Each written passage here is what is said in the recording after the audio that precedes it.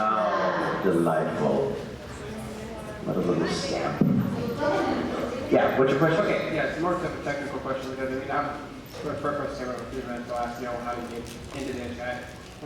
2 years ago, I had a chance to talk to Todd Habercorn and a couple of the other voice actors that were at Sakura-con, and they said, after the voice acting contest that I've been, that I needed to learn to enunciate more. And I'm just wondering what kind of techniques you guys use to practice to improve, just to keep your voice in working order.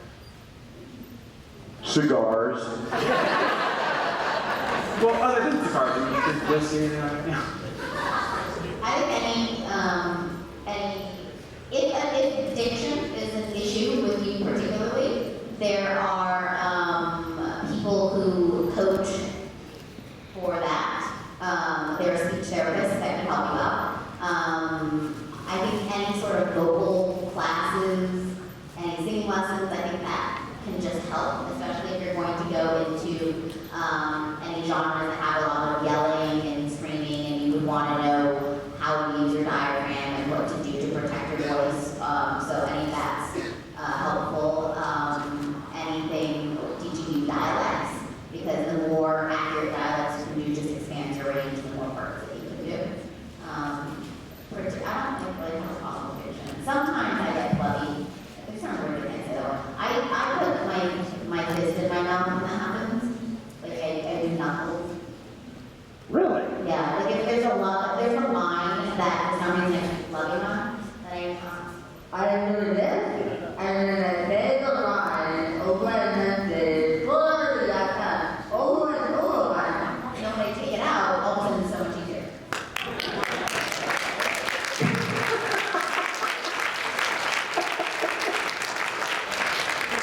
I was thinking, like, what you're doing, it's like, and then when they take it out, it sounds so much better. It's like, yeah, because your fist isn't in your mouth.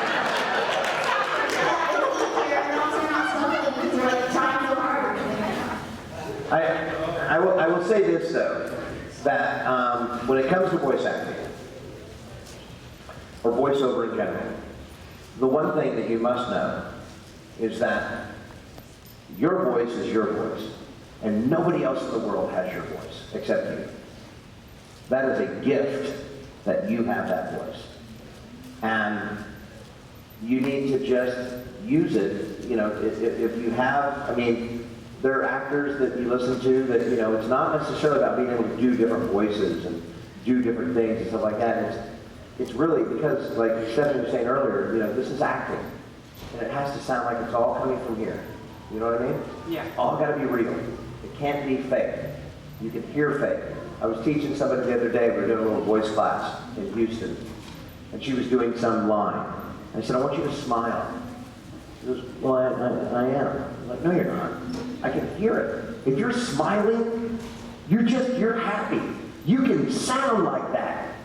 I can't sound like that if I'm not actually smiling. So it's really about being real. And I know that sounds cliche. Oh, I mean, that's. But it's be real. I mean, that's something that's in writing. It's just kind of what there's things in voice acting that just seems like, okay, I'm on a budget. I don't have a lot of money at this point in time, so I'm just kind of like, what can I do to practice sound clear? You know what? I'm sure, I guarantee you, that if you go on the internet and look up stuff, somebody probably has put some kind of lesson on YouTube, or some speech therapist has printed out exercise that you can do.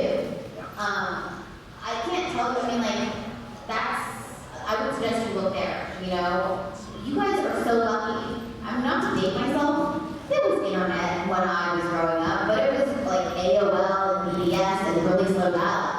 And you guys have so many resources at your disposal for free that you could totally take advantage of it, I have a list of tongue twisters that I have printed out, and it's probably like this thick of pages and pages, that I didn't go buy a book, I just Googled that stuff and I collected them, and I made a Word document and I put together like a Bible of tongue twisters, and I just have that for when I feel like if I need to do a warm-up. I don't always do a warm-up, I probably do it more often, but then there that is, you could do that, So there's so many things that I feel like where there's a will, there's a way. even if there's no money. Yeah, definitely. Thank you. And just as a side note, in voice acting, there is no money. So you've got to have a will. Hi there, how y'all doing? I'm starting out as a voice actor, trying to, get some recordings going on. Unfortunately, in my own studio is my basement with a bunch of tissues wrapped around a microphone, and I can't really get a really good quality sound to really project my voice. And put it up on Voice 123, various sites because I'm advertising. I've done some fan projects for Newgrounds every once in a while, but that's pretty much it. Other than that, I can't really show the world my voice in a clear manner. So is there any way, or is there any suggestions you can have? I've looked up studio stuff around Portland or where I live, and they're really expensive sometimes. And You have recording, you can record at your house? I mean, Yeah. You can't. What's your gear? my gear is a Microsoft headset. That's your microphone? No, not just that. I have my dad, or actually my old school, my high school band. Your dad is your microphone? My old high school band is pretty cool, and they let me borrow some of their mics that they use for. But what kind of mic is it? Can't remember the exact model. Okay, so. It's okay. a Snowball mic. I'm not, oh, it's a snowball mic. Yeah. Okay, so that's an Apple specific, it's a USB Apple mic, and I don't even think they make them anymore. Do they still make snowballs? Yeah, okay, snowball. Okay. It's a piece of crap, but I got it. Yeah, I don't use it anymore. Exactly. and you are looking to do professional recording off of some sort of setup that you set up yourself, is that what you're? Well, not necessarily myself. I guess. Is there any quick fix? I don't know. There is, Well, first of all, I thought you were talking about how do you get your name out there. I thought that's what you were. Oh, I know places. I have resources to do it. You have a demo? I have demos and stuff, but they're really bad quality. That's Okay, here's what you need to do. You need to get rid of those okay. because a bad demo will curse you your entire day. When somebody listens to a demo, nah, forget it, he's out, I don't want him. They're not gonna sit there and go, maybe it'll get better. They listen to 5 seconds of it, if they don't like it, you're done. Gotcha. And when your new demo comes across, they're gonna go, no, I heard that guy a year ago, he sucked, forget it, I don't want to use him. So get rid of those, make a new demo, either go to a studio, pay the money to hire an engineer, have them record you professionally. If you want to do home recording, you absolutely, positively must invest in a good microphone. And I mean, not a $100 snowball, but a $500 or $600, $700 microphone. Gotcha. Because the microphone is what makes the difference. It's not how much padding you have in your closet. It's, although the padding. well, no, that matters. Yeah, no, The sure. microphone first, spend your money first on the microphone. Yeah. But treat your room as well. If you're in a basement and it's all concrete, you're gonna get a lot of reflection.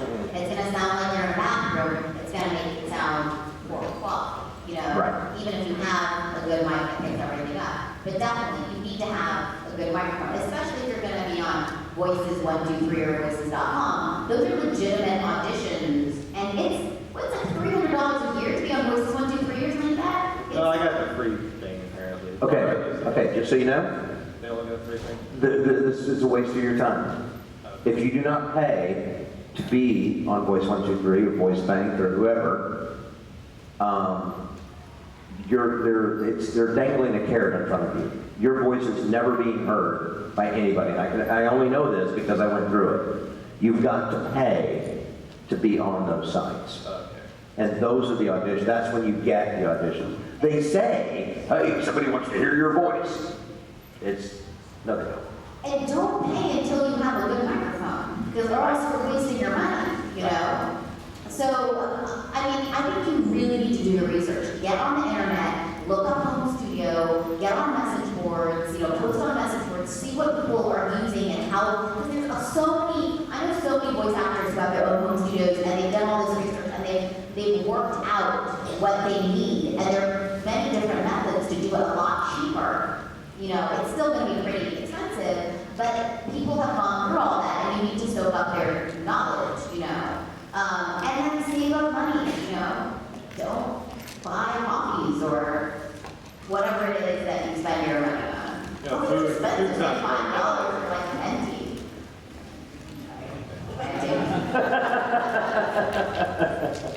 Thank you very much. You're very welcome. Thank you.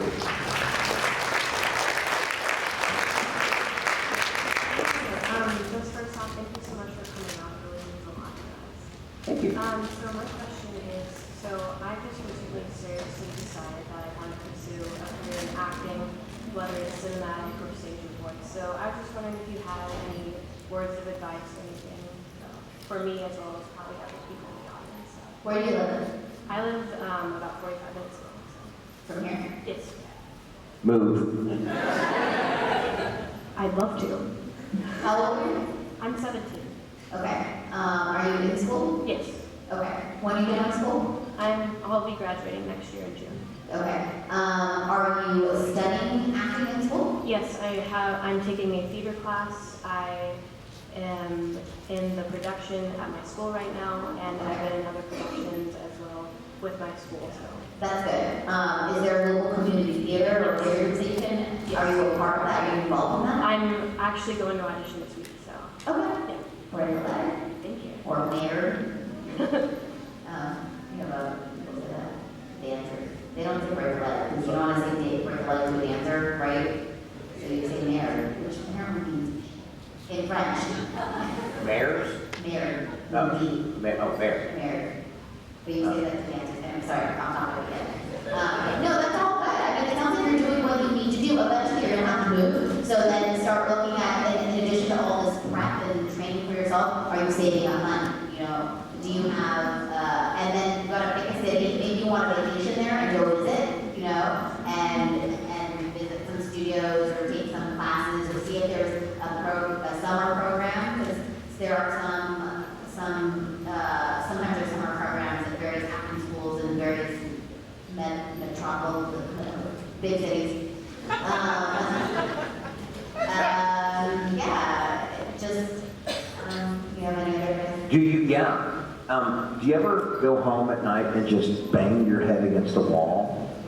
Oh yeah. Do you? Yeah. Because that's what this business is all about. Banging your head against the wall. And one day you're going to go, you know what? I'm tired of banging my head against the wall because it hurts. And you stop. And then you realize, crap, one more bang and I would have broken the wall down.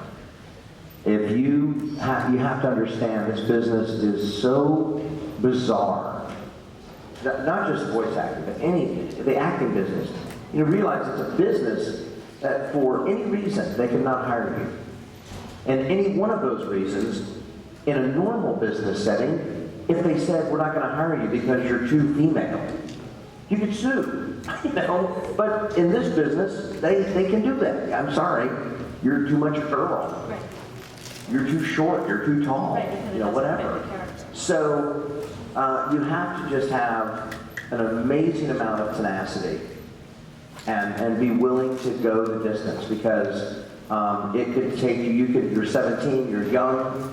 When I was 17, I knew I wanted to be an actor. I was just like you, except I wasn't a girl. And my parents were flabbergasted. They hated the fact I wanted to do this, but they were very supportive. And I just, I was like, well, if I don't make it by the time I'm 25, I'll be a failure. And I hit 25.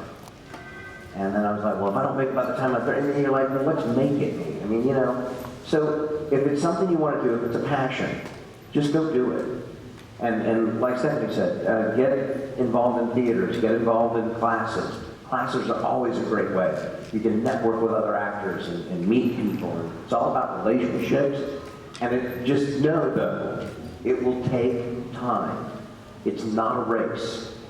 There is no finish line. It's what you want to do. Basically, everything that you do that has to do with acting can only help you. Every person that you meet, and we don't know what's going to happen to them, whether they're going to be a big star. Karen Strawson, who does a lot of anime went to either high school or college with J.J. Abrams.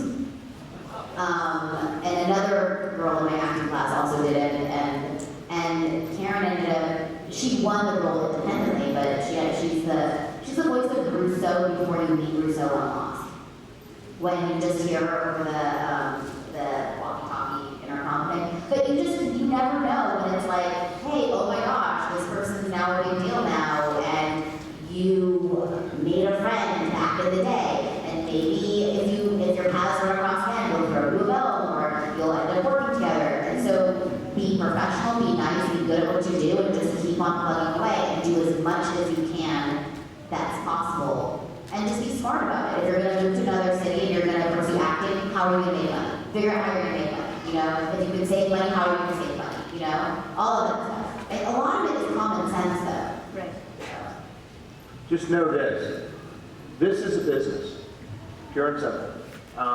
Stephanie was saying earlier about anime, and they're making decisions whether they're going to make an anime based on whether they can sell a toy. Okay? There's an art to it, and people have their art and all that. That's all fine and good, but the bottom line is, it's a business.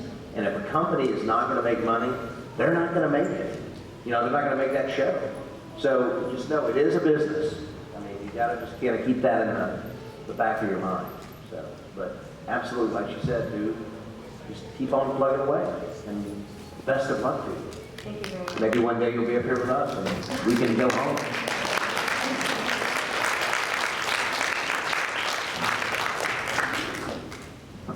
Hey there.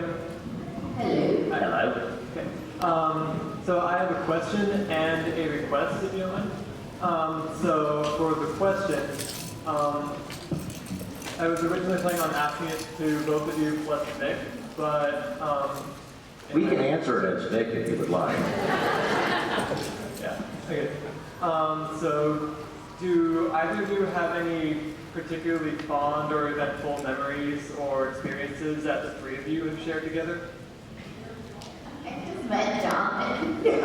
Right now, this is our memory, right here. You're living This will it. be a very long memory. You're a part of it. It's too bad that you can be here. Alright. Okay, and so for the request, I would like both of you to think of two characters that you would voice, preferably with different voices, and for about 15 seconds each, hold a conversation with yourself as those two characters. Hold a conversation with ourselves? Yeah, just with Like a verbal masturbation kind of thing.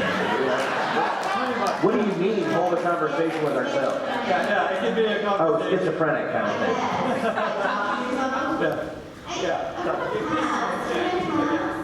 I'll do it. Okay. You let Stephanie pass on this. I'll do this. Yeah, sure. Thank you. Hey, I want to talk to you. My name is Salvador. What the hell do you want? I'd like a double cheeseburger, please. Large French fries. And a Diet Coke. And I want it now. All right, but this is a library. Thank you. Thank you very much. You're welcome.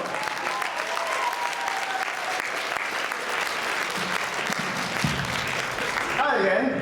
Hello. Short question, I promise. What is your... That's it. What is your favorite line that you can remember? As opposed to the favorite line to go remember. Dude, I said this at my panel yesterday. You have one? Oh, I'm sorry. This is my favorite line. I apologize, first of all, for anyone under 18. Oh, great, there's a kid there. He's asleep. Well, he won't be in a minute.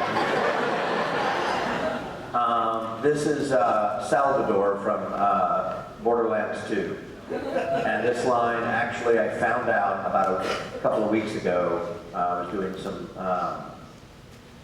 DLC stuff for them, and I found out it got cut. And because it was just too much. but it was the funniest line I've ever said. And so Salvador is gunzerkering, and he's got both guns going. And this is the line he had. It's like having 3 dicks!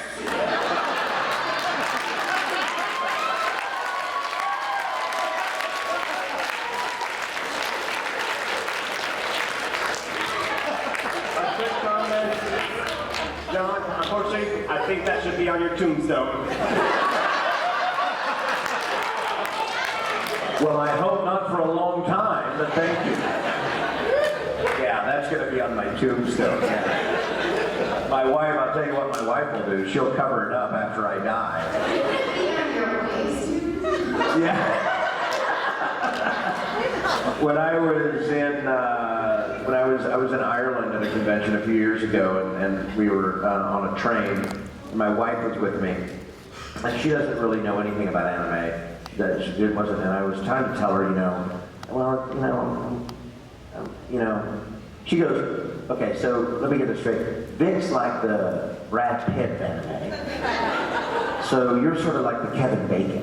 I'm like, yeah, that's pretty accurate. I mean, I do a lot of shows, I do a lot of different characters. So anyway, we're riding on this train in Ireland, and our liaison was with us, and she goes, and I had gone to the restroom. And my wife told me this later, but she goes, now the liaison, Sinead goes, I can't believe you get to sleep with John Swasey.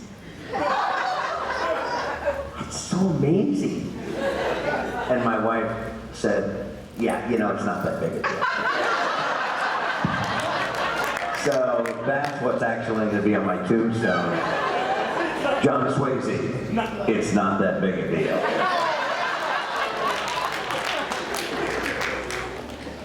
Okay, question. First, I'd like to apologize about the cell phone. Oh, that's okay. And then my question is, what do you enjoy most about your work? About the life? No, what do you enjoy most about your work? That it's our work. I mean, I love my job, and I get to do it as my job. That's huge. It's not physically demanding, as in like it's not some kind of job that's gonna like break my body. There's so many things, and it allows me to meet so many people, go to so many places, and be a part of creating something. Yeah, it's absolutely. I mean, I would just have to reiterate that. I will say, for me in particular, doing voice work for anime, my favorite part, and I promise you I'm not just saying this because you're there, but my favorite part is getting to meet people like you. It really is. I love doing this stuff, and I love to travel, and I just like getting to meet folks and experience new experiences, and the world of anime has allowed me to do that. And I'm very grateful and very thankful, and so that's probably my favorite part. Great question.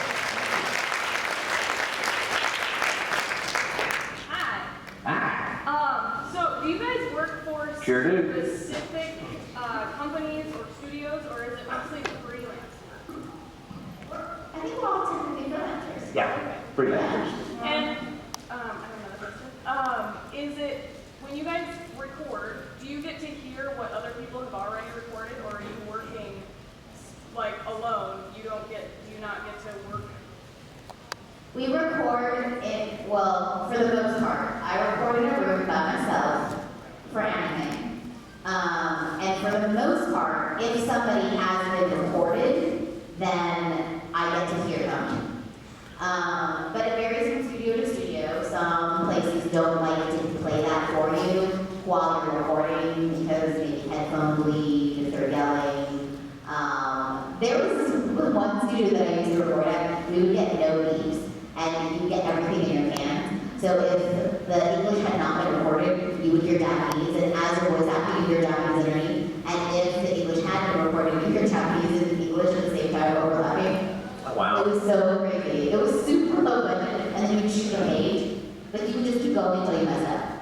Yeah. So like if the line was short, you just kind of like outwards. Yeah. That's, I mean, there are different ways to do it. Funimation uses beats. That's sort of the traditional way. ADV in Houston doesn't use beats. They do a chase. You know, when you hear the Japanese, you start recording. I'm sorry, what was the question? Is it difficult to record dialogue without being able to hear the other person? Oh, yes. No, but for me it's not. I mean, it's you know, you just do your lines. You know, what's really fun though is if the other actor hasn't come in or whatever scene you're in, and so you start to feel like, okay, that was great, we got it, yeah, good, okay, do it again. I'm going to give them a funny line. You know, you kind of give them a silly, you know. Like leave outtakes. Like outtakes, yeah, those are So right. they're not expecting it, obviously, you know, Yeah. but if they're trying to act, they say something ridiculous. I mean, you know, something like, you have a huge ass.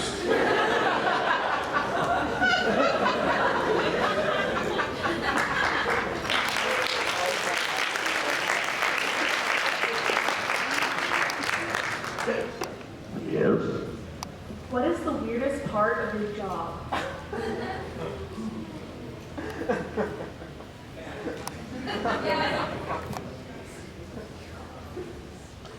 Yeah, there's nothing really weird about it. Does, you know, reporting naked count as weird? I don't Just a little. Yeah, it's a little weird. Okay, well, that's the weirdest part of my job. Clothes make noise, they rustle, so. That's right, Everything up. Yeah, when we record, they require us to strip down naked and jump into a vat of nair. Yeah. Every once in a while, we get asked to do something strange, you know. Have you ever had to do a love scene? I think so. I mean, I don't know the specific, I don't remember a specific one. Those are just difficult to me. I've done it for like live action. Oh, okay. Like, I've done Yeah. live action, there's a well, I've done that before. But the kissing is a little bit weird because when you're actually kissing, you don't necessarily make all that noise, but then you have to make those noises. But then if it's live action, you don't want to make too much noise because then it just sounds gross. You know what I mean? So that can be tricky sometimes. Wow, yeah. I'm sorry, I was just thinking of kissing. Or as my wife would say, it's really not that big a deal. Thank you. Thank you.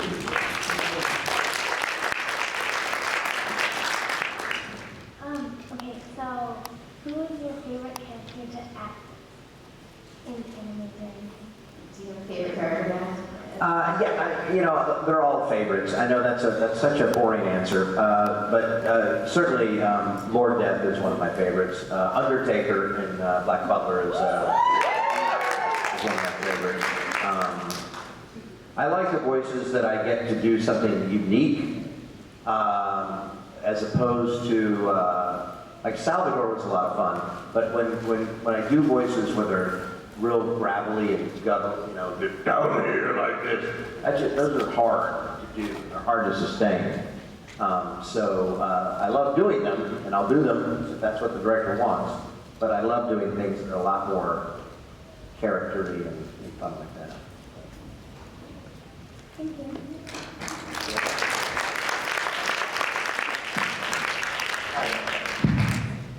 Hi.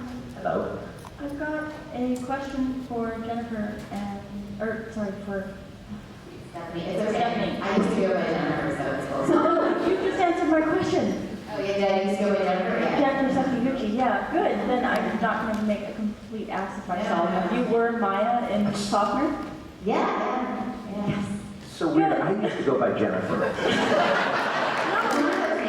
really popular. Oh, yeah. In the 70s or whatever, I think. You just made my day, thank you. I actually have a request from John, if you will. Will you read this for me in Undertaker's voice? Sure. Yeah, you just have to bring it closer. I can't read it from there.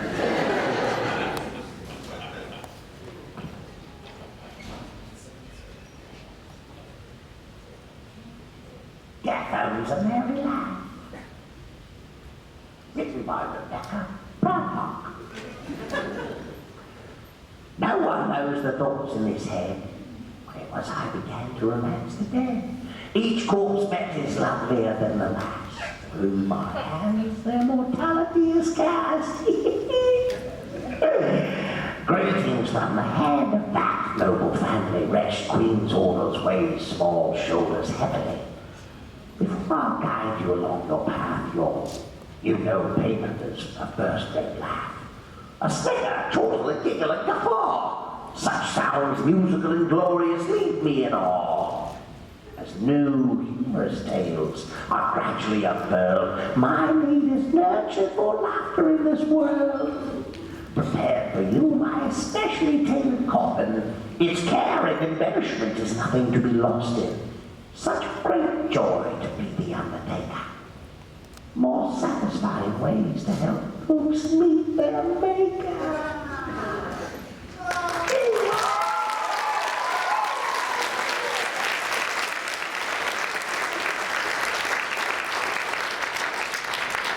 That's a gift for you with my thanks. Oh, thank you. That's very sweet of you. Thank you very much. I have a question for both of you guys. If you guys remember, what made you guys want to be voice actors? I just wanted to be an actor. Yeah, I just wanted to be an actor. I didn't specifically want to be a voice actor. And my answer's kind of messed up, actually. It's really messed up. I was really unhappy with myself as an adolescent. And so acting was appealing to me because I felt like I didn't have to be myself. But now that I'm an actor, I realize, ironically, that acting is not about, it's not about getting away from yourself, because it's always, you actually have to dig deeper within yourself to be able to portray other characters and to portray it realistically. So, that was kind of a heavy answer. Yeah. I just wanted to be an actor and just sort of fell into voice acting. And I actually started doing voice acting and realized, wow, I don't need to shave. So that's why I like it. Thank you. Hi, so I'm a theater student down in Portland. I primarily do stage management and lighting design, set design. So I'm more on the technical side, but I'm also doing acting. I get in a children's version of Psychops right now at my college. And I do some paid jobs, like I'm also on this rental crew at my school, and I get like $12 an hour as a stage manager. But then I get offered other jobs where, for instance, I'll be working for a month and I get paid $200, and that's not including like my traveling, and sometimes I'm missing the bus and having to wait until 11 or 12 p.m. to go home, and I have to get to school at like 6 or 7 a.m. and like, how do you decide what jobs to take and what jobs not to take? I'm sorry. No. If you agree to do a job, you should do